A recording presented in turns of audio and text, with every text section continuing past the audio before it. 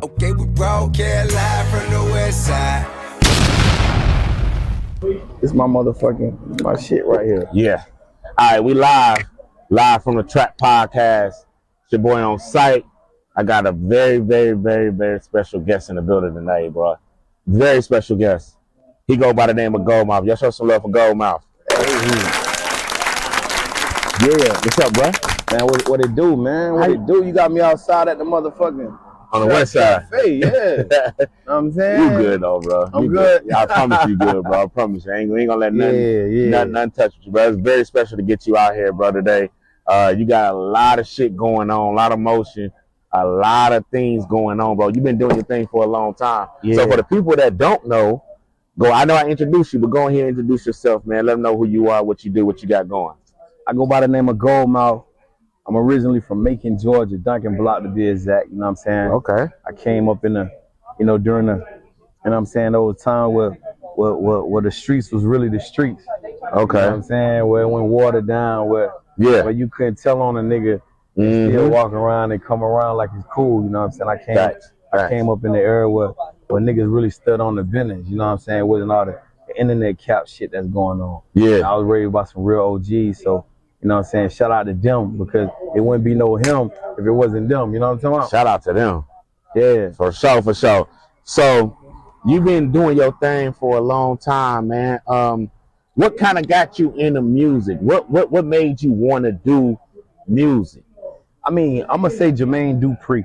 The way. Okay. Shout out to JD. Yeah, I was a kid. I was a kid for real. But I seen how he used to take young talent, kids, and create them.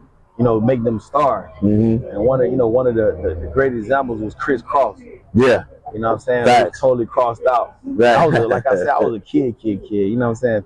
Probably 4 years old, 5, 6 years old. I used to watch that. And that shit was inspiring to me. And I always wanted to rap and rock a mic ever since then. You know what I'm saying? And I grew up with that passion.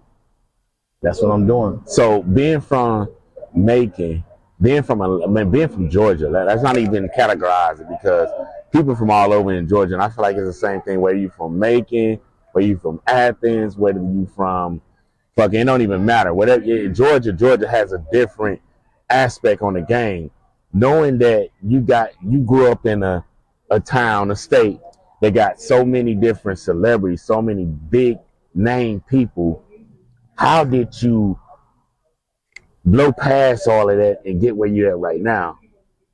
I mean, actually, a lot of people from Macon, they inspired me. And then, we had a lot of acts from the Mac town, you know what I'm saying, that inspired me particularly to know that it was possible. Who are some of those people that inspired you? I mean, really, like, it may sound crazy, but my mom, they was listening to the oldies. Yeah. You know what I'm saying? They ain't necessarily got anything to do with rap. It got everything to do with just the music. The inspiration of music. So, my mama, they listened to a lot of oldies and shit like that in the crib. So, Otis Retton, he was from Macon. He did the Sitting on the Dock of the Bay. When I was growing up, they spoke a lot about him because he left such a monumental impact on the city. Yeah. And, then it was other brothers that was just rapping and trying to do their thing, some Macon legends like Sonny Spoon, you know what I'm saying?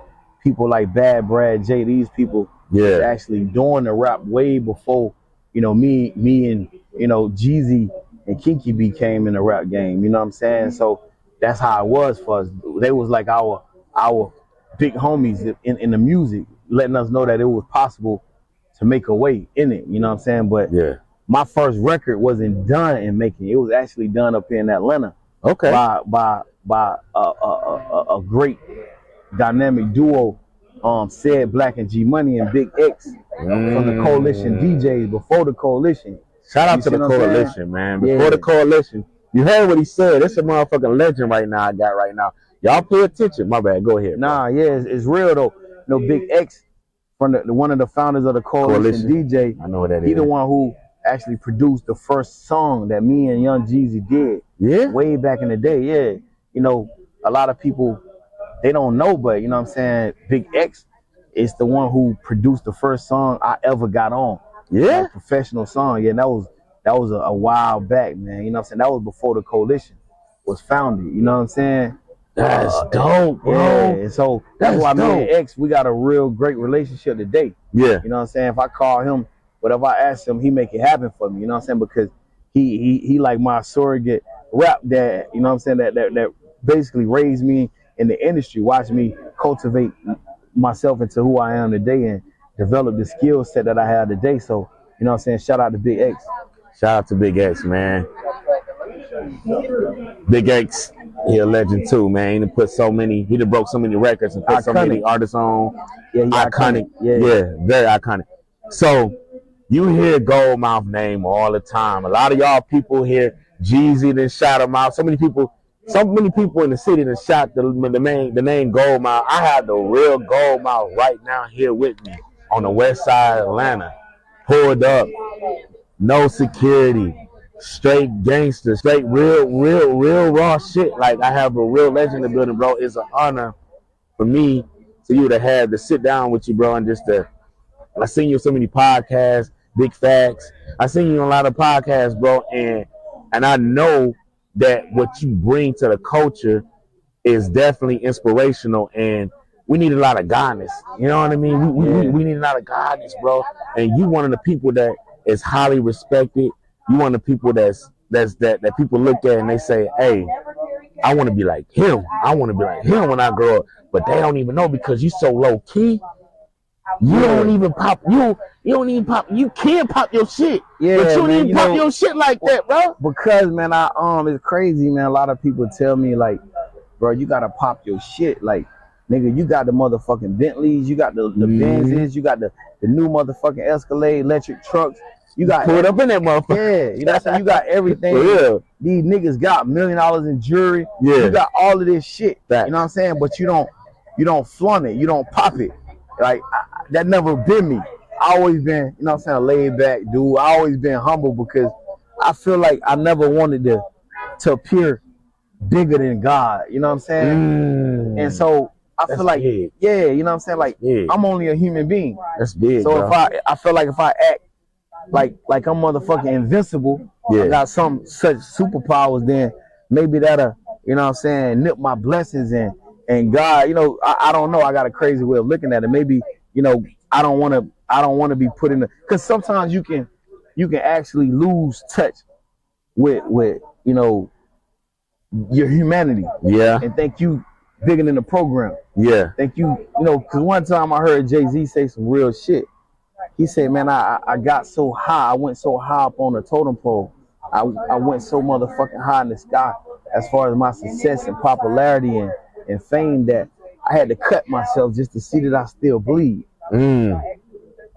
So that's really deep. That's deep.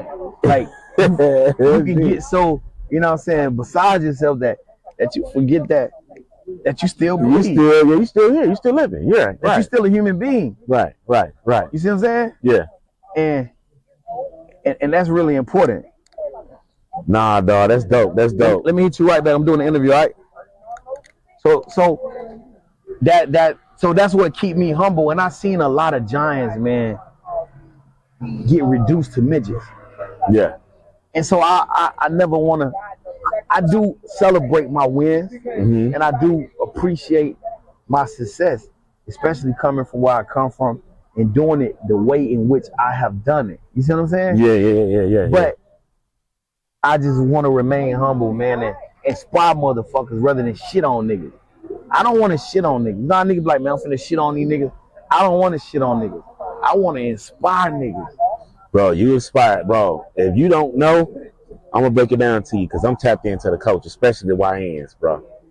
Your name, the name Goldmouf, bro, is so big because you so humble.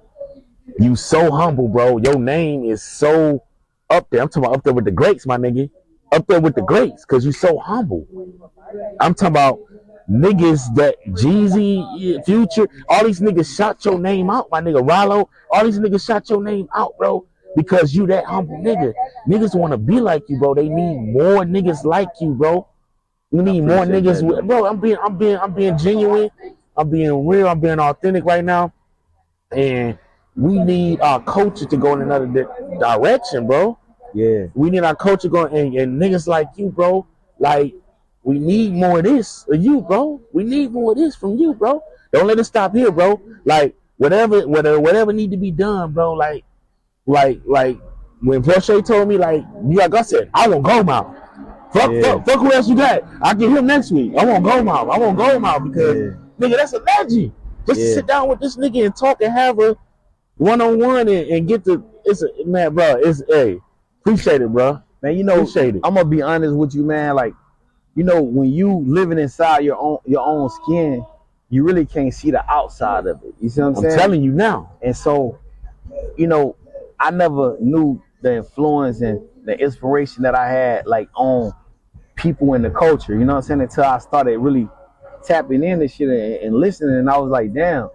But at the same time, it's like, okay, yeah, a nigga really, you know, lived a certain way.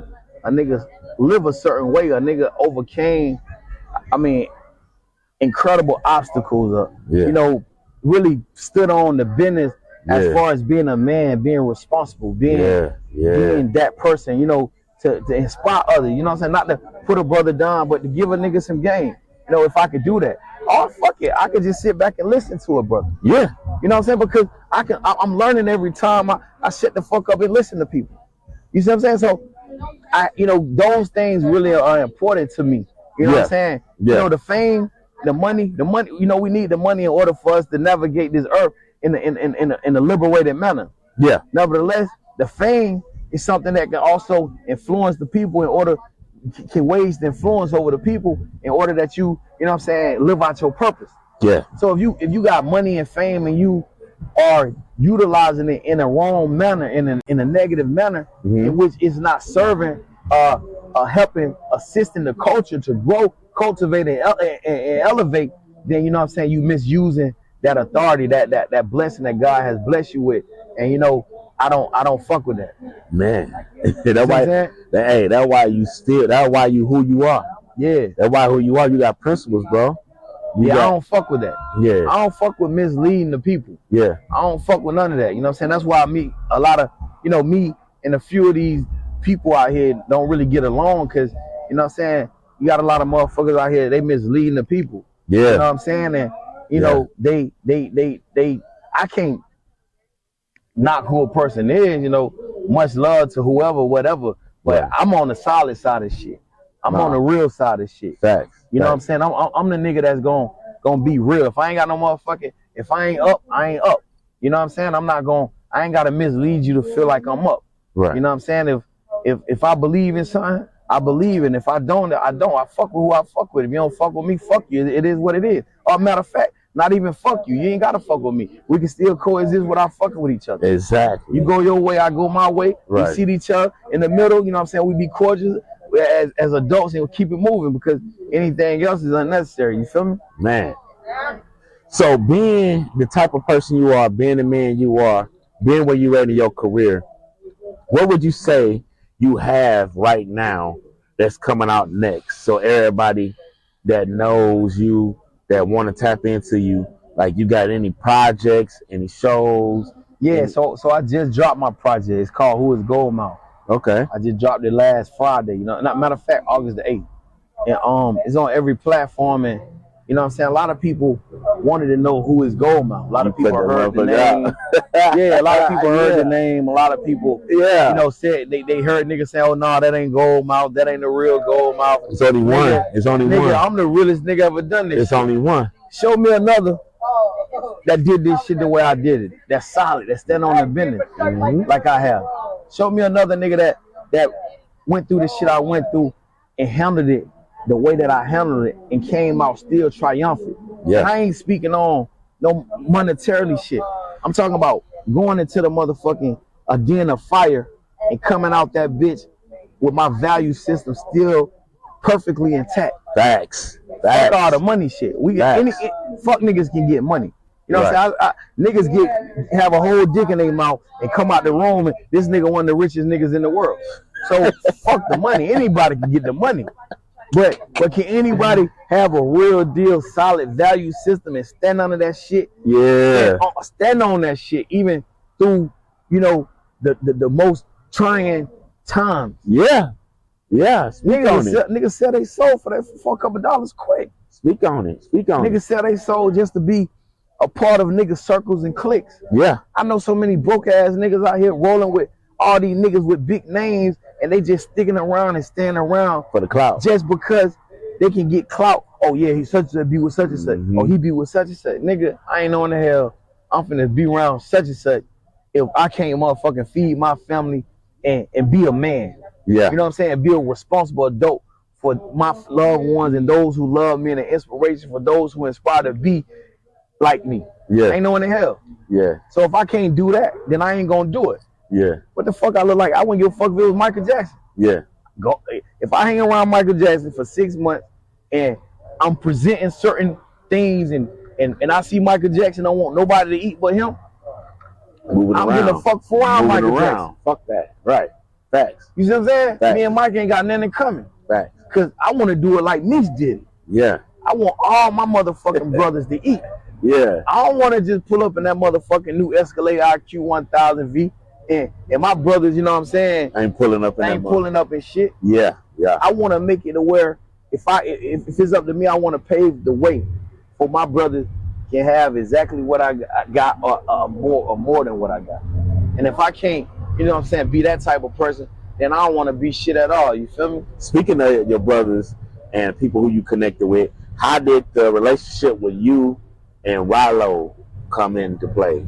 Me and Rollo, we Muslims, you know what I'm saying? Okay, that's easy then. Originally, Queen introduced us to one another, you know what I'm saying? But yeah. we Muslims, and so the connection was automatically there, you feel me? Yeah, that's easy. Y'all under the same umbrella, so that makes sense. Yeah, we're up on the same Islamic banner. Yeah. I don't agree with everything that Rollo do. You know what I'm saying? He don't agree with everything that I do. But y'all brothers. Yeah, at the end of the day, we brothers though. You know what I'm saying? We may have phone conversations and we may, go back and forth with one another about things that we don't agree with. But ultimately, you know what I'm saying, that any man, any brother, family, sibling or whatever, those are things that are inevitable. Yeah. You know what I'm saying? They gonna happen. You can't take that away. But at the end of the day, I'm my own man. He's his own man. Yeah. We got mutual respect for one another, you know what I'm saying? And shit, Be honest, I heard your name before I heard Rollo's name. Yeah. You know what I mean? You weren't even rapping. Yeah. You weren't even rapping. Your name was so deep in the street. I was in the penitentiary, yeah. I went to the penitentiary by then. So yeah. I had served 17 years and 9 months in the penitentiary, you feel me? Yeah, so I was gone. And then came back out still the same person. Yeah, I came out a much stronger, wiser individual, man, more responsible, more in tune with the culture, man, you know what I'm saying? Because I never want to be a person that just out here eating the culture without feeding brothers the culture, you know what I'm saying? If that makes sense. I don't want to, I wanted to be, I had to invent myself. I had to recreate myself. Why you say that? Why you say you had to reinvent and recreate yourself? Because I didn't want to be the old me. The old me used to, rob niggas and kidnap niggas and kicking niggas' doors and shit. You know what I'm saying? Damn. I don't want to be that. I didn't want to be that person no more. Where that come from?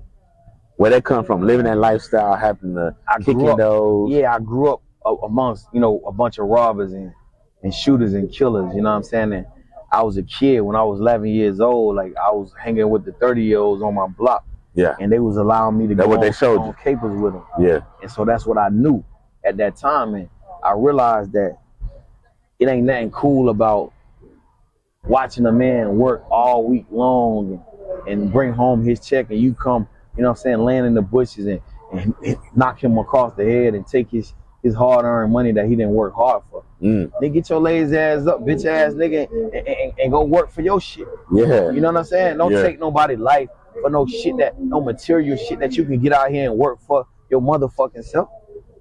Right.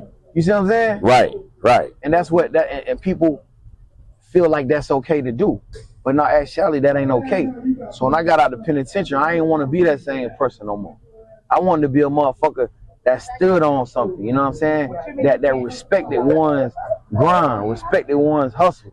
You know what I'm saying? And I knew if they can motherfucking do it, I could do that shit myself. So do you feel like the culture, do you feel like the way the music is going, the people that's at the top of the food chain of the music industry is misguiding, misleading people to do that type of shit. Of course. I mean, when you listen to certain records, I mean, you got certain genres of music, whether it's drill music, whether it's, you know what I'm saying, crash out music. Yeah. That niggas be making, all they talk about is you know what I'm saying, flying and robbing and stealing and motherfucking killing. So hell yeah, it's influencing the culture. But you know, that's what the major labels are pushing. You know, nigga like Nas and Common, you know, them niggas, they drop an album, shit, you don't even know they didn't drop the album. Facts. But you know what I'm saying, niggas like NBA Youngboy, motherfucking, you know what I'm saying, any of these motherfucking drill kill rapper drop a motherfucking record. They finna publicize that bitch everywhere. That the marketing campaign behind that is phenomenal. But peep this though, bro. Peep this. But I ain't blaming them young niggas. You can't. Cause that's all. Well, we can. You can, but they paying niggas to do that. Now. I don't give a fuck. They go back to what I said. Morals. Yeah, it goes back to your morals now. Yeah, you're right. You're right. So niggas ain't got to do a motherfucking thing. I don't give a fuck what's selling and what's not selling. Right. If you standing on certain morals and if you truly believe that type of shit is wrong, then you got an option as a man to do or not to do. Like you did. Yeah, you know what I'm saying? And I have to catch myself a lot of time because you have to, it's so much ignorance in our culture, man, that sometimes you have to address that shit. Yeah. You can't always address that shit like Martin Luther King. Sometimes you have to address that shit like Malcolm X with a motherfucking AK. Out the window. That's the only shit that a lot of motherfuckers respect. To respect, yeah. Facts. You see what I'm saying? Niggas don't respect you coming to them on no polite shit and being generous. They're gonna say you soft, you're a bitch, and etc. Yeah. They're gonna push you and try to, you know what I'm saying, beat you up. Yeah. So you pull out that motherfucking chopper and let that bitch ring, then these niggas got a better understanding of everything. And now, oh man, I ain't mean that. And, nah, bro. And yeah. That's the kind of straightening you have to get a lot of time with the ignorant factors out here. Some ignorant motherfucking factors and energy out here that you have to address with motherfucking head-on ignorance.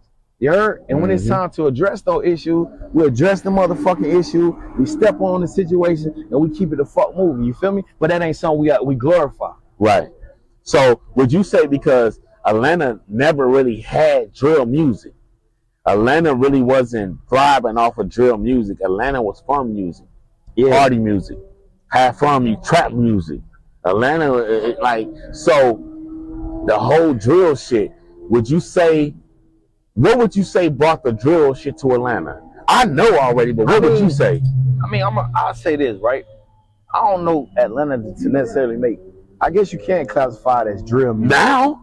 I think what it is that, you know, it's just the street life, man.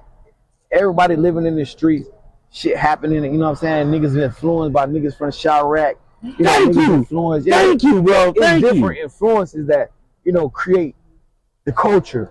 You know what I'm saying? That create the way the culture is today and the shit that niggas speaking on in song. Yeah. But in all actuality, even before, you know, Chirac, if you go back in the day when the Miami boys came, Atlanta was always gangster. Atlanta was always gangster. Don't mistake it. It's always been, especially Macon, violent. Yeah, Savannah, Macon is a deadly ass city. Very deadly, bro. Like the Atlanta didn't got on that dumb ass shit Macon on now. You know what I'm saying? But Macon been crazy, been, you know, gang infested and shit like that. So, you know,